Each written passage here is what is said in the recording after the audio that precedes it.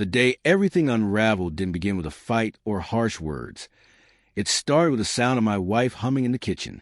Emily seemed unusually cheerful that morning, almost glowing. I thought maybe she had good news from work. Smiling, I poured myself some coffee, but when I picked up her phone from the counter to check the time, my whole world shifted. On the screen were messages, group chats with different men, flirty exchanges, secret plans to meet, and things I wish I'd never read. My chest tightened and my hands went cold. When I confronted her, she didn't even bother denying it.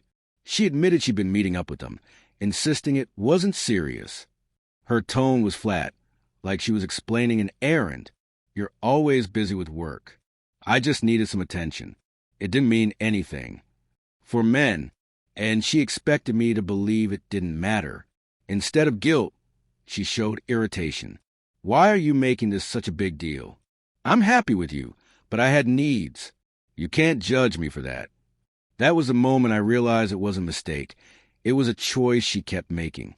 Weeks passed, and I couldn't look at her the same way.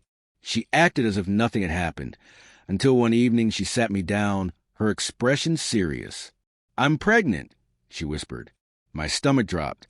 Quickly, almost offensively, she added, It's yours. But the way she said it, too fast, too forced, made my heart pound with suspicion. Are you sure? I asked. Her eyes flickered, and in that instant, I knew the truth. That night, I didn't sleep. Every late excuse, every odd look, every lie replayed in my mind. By morning, I'd made up my mind. I booked a paternity test without telling her.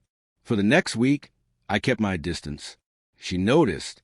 You've been cold ever since I told you, she said. I just need space. I answered, though inside I was burning.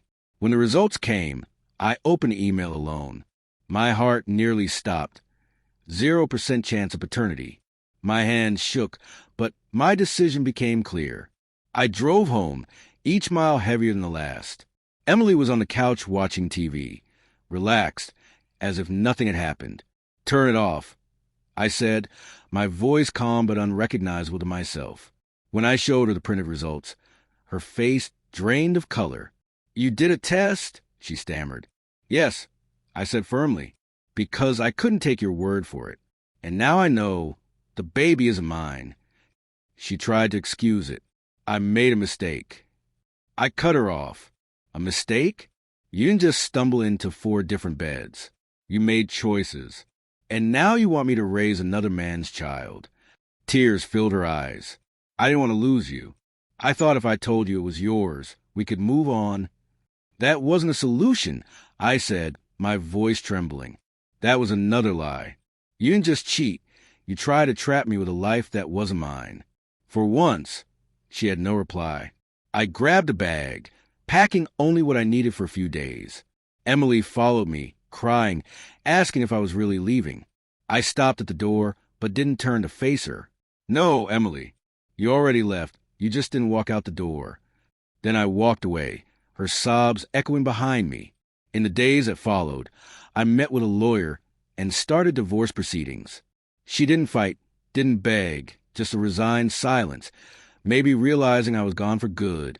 A week later, she sent me a long message saying she'd tell the truth to the other men, that she'd raise the child on her own, and that she hoped one day I'd forgive her. I never replied. Maybe forgiveness will come someday, but trust never will. Months later, the divorce was finalized. Friends asked if I missed her. The truth was, I missed the woman I thought I'd married, not the lies, not the betrayal. One evening, sitting alone in my quiet apartment, I realized I felt something I hadn't in a long time. Peace. No more secrets in the background. No more fake smiles across the table. Just silence and a future I could finally call my own. Emily's choices destroyed our marriage. But from the wreckage, I walked away with something she couldn't take. My freedom, my self-respect. And for the first time in a long time, I was ready to begin again.